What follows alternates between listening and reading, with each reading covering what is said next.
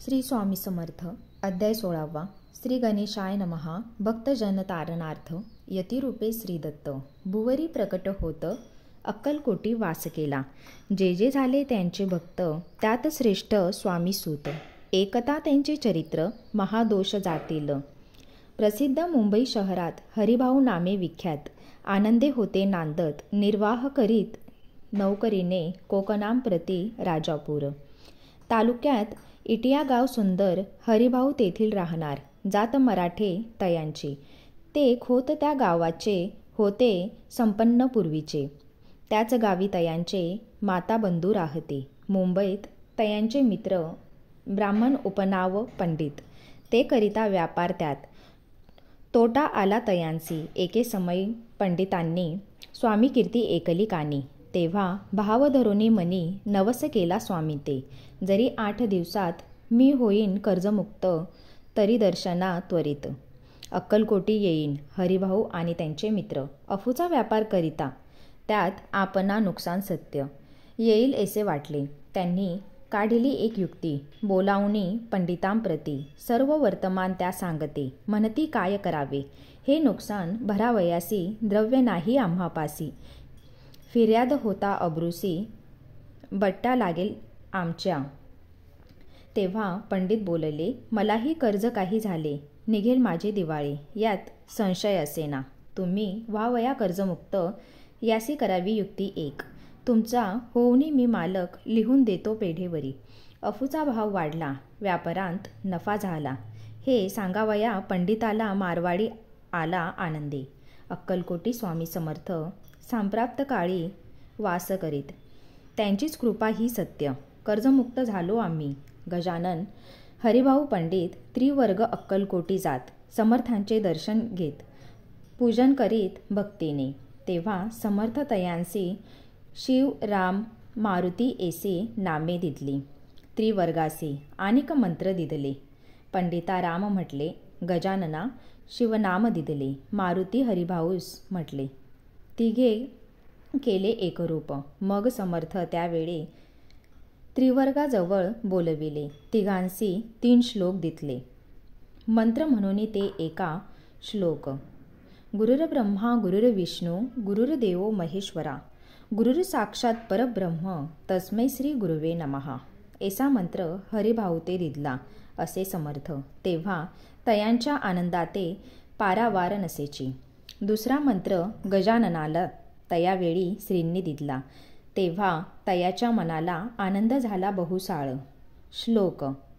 आकाश पतिततोय यथा गच्छिती सागरम सर्वदेव नमस्कारः. केशव प्रति गच्छिती संतोषले त्यांचे मन. मग पंडिताजवळ घेऊन एक मंत्र उपदेशन केले पावन तयांते. श्लोक. इदमेव शिव इदमेव शिवम इदमेव शिवमः इदमेव शिवः. 300 रुपये तयांनी आणले होते मुंबईहुनी. त्यांचे काय करावे म्हणून विचारिले समर्थाते. ऐसा प्रश्न ऐकोनी समर्थ बोलले त्या लागोनी, त्यांच्या पादुका बनवूनी येथे आणाव्या सत्वर.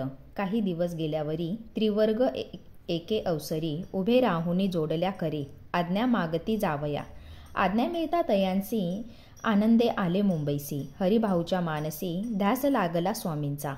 त्या आत्मलिंग पादुका 14 दिवसापर्यंत देखा. पायी वागवी भक्त सखा दिधल्या नाही कोणाते. हरिभाऊ एके दिनी समर्थासनिध येऊनी दर्शन घेऊन श्रीचरणी मस्तक त्यांनी ठेविले.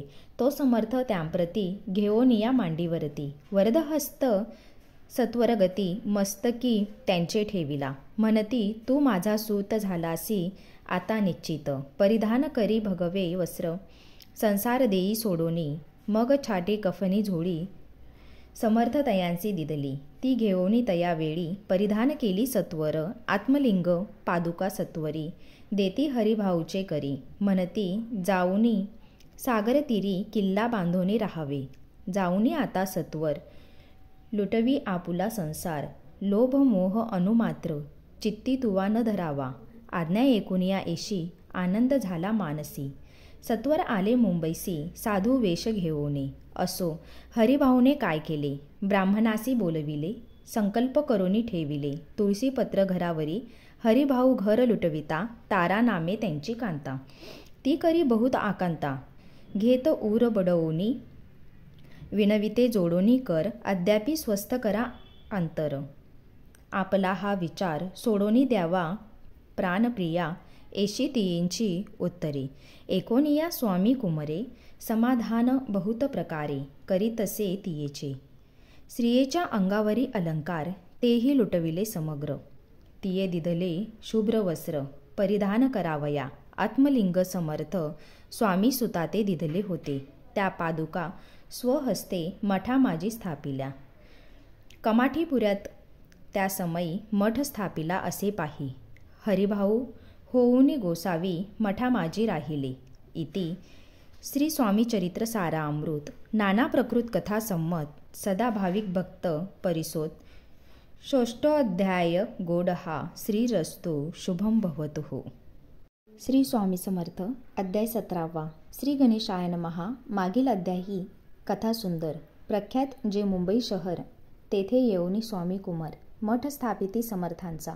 स्वामी नामाचे भजन, त्यांची या चरित्राचे कीर्तन, त्याहुनी व्यवसाय अन्य. स्वामीसूत नेनती स्वामीसुताची जननी, काकूबाई नामे करोनी. तिने हे वृत्त ऐकोनी दुःख केले अनिवार. निज मातेचा शोक पाहून दुखित झाले अंतकरण. तिये लागी सावरून धरिले सत्वर प्रेमाने. नाना प्रकारे स्वामीसूत मातेचे समाधान करीत. मधुर शब्दे समजावीत, परमार्थ गोष्टी सांगोनी. यासी पिशाच्च बाधा झाली, किंवा कोणी करणी केली, याची सोय पाहिली. पंचाक्षरी आणोनी. त्या समयी प्रख्यात थोर यशवंतराव भोसेकर, जयांसी देव मामलेदार, सर्व लोक बोलती. ऐसा विचार करोनी पोटी दर्शना आल्या उठाउठी. सांगितल्या सुताच्या गोष्टी, मुळापासून सर्वही. एकोनिया देव मामलेदार हसोनी देती उत्तर. त्यासी पिशाच्च लागले थोर. माझेनी दूर नोहीची, ऐसे उत्तर एकोनी दुखित झाली अंतकरणी. मग ते स्वामीसुताची जननी अक्कलकोटी येतसे. असो इकडे स्वामीसूत मुंबई माझी वास्तव्य करीत. हिंदू पारसी स्वामी भक्त त्यांच्या उपदेशे जाळले.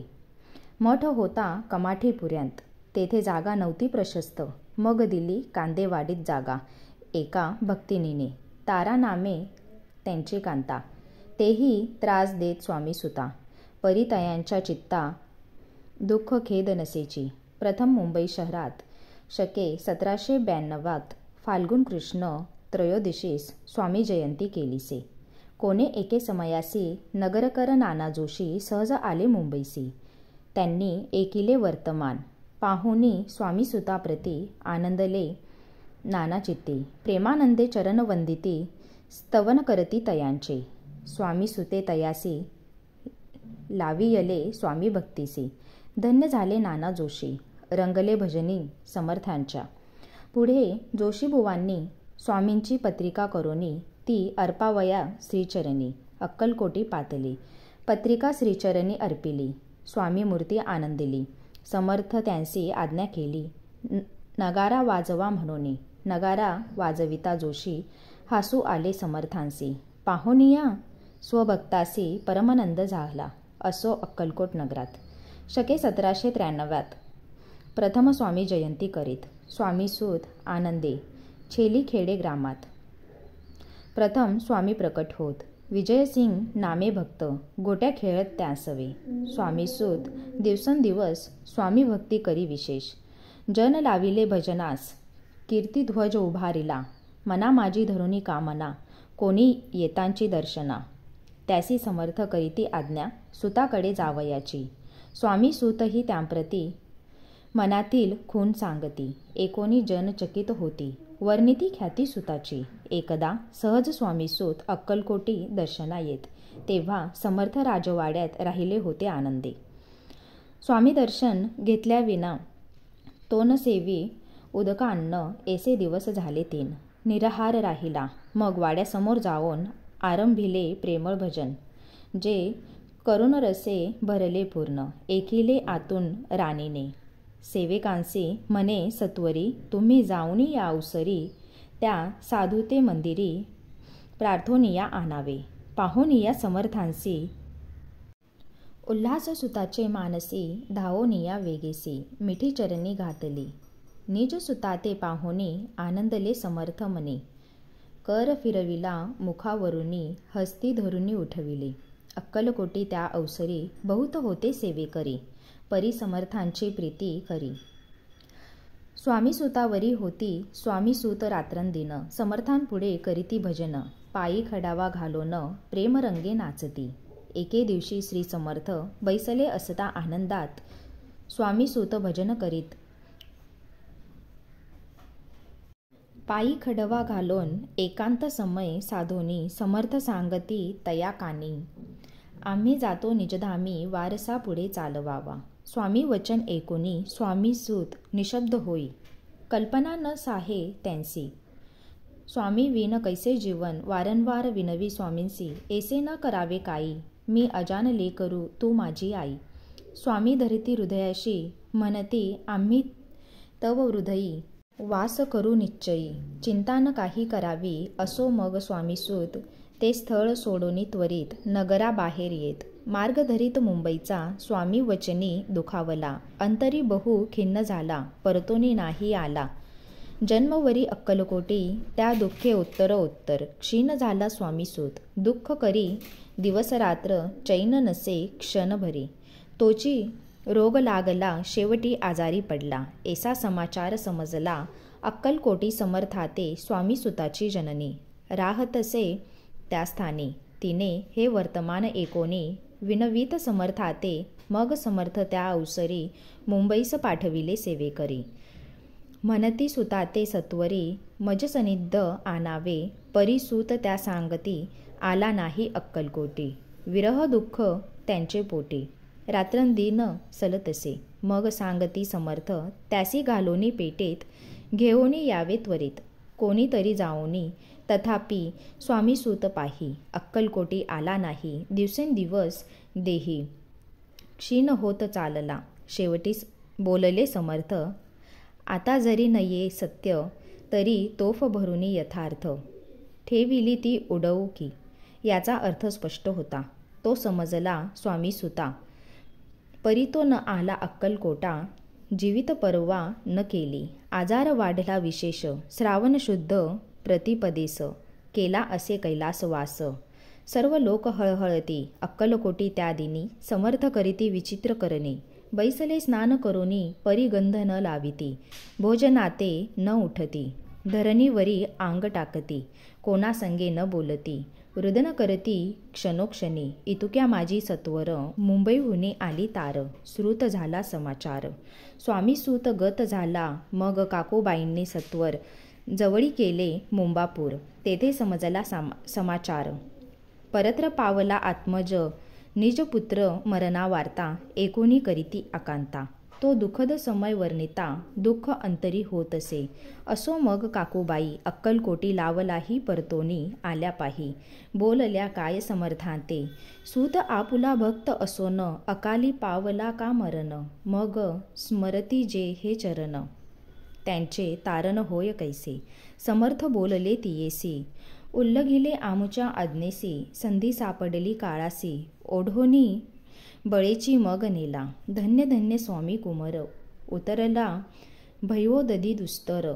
ख्याती झाली सर्वत्र, कीर्ती अमर राहिली. इति श्री स्वामी चरित्र सारा अमृत, नाना प्रकृत कथा संमत. भाविक भक्त परिसोत, सप्त अध्याय गोड हा. श्री भगवन चरणार्पणमस्तु. श्रीरस्तु शुभम भवतु. श्री स्वामी समर्थ. अध्याय 18. श्री गणेशाय नमः. स्वामीसुताच्या गादीवरी कोण नेमावा अधिकारी, ऐसा प्रश्न सेवेकरी करिताती समर्थाते. तेव्हा बोलले समर्थ, सेवेकरी असती सांप्रत, परी एकही मजला त्यात योग्य कोणी दिसेना. जेव्हा येईल आमुच्या मानसी, त्या समयी मोर पाखरांसी. अधिकारी नेमो गादीसी, चिंता तुम्ही न करावी. मोर पाखरा समर्थ म्हणती, वेळोवेळा रात्रंदिन तोची चाळा. मोठ्या मोठ्याने ओरडती, आमुच्या पारेची वीट जतन करावी नीट. वारंवार म्हणती समर्थ. काकूबाई लागोनी लपवूनी ठेविले विटेसी. ती दिली पाहिजे आम्हासी. याचा अर्थ कवनासी स्पष्ट काही कळेना.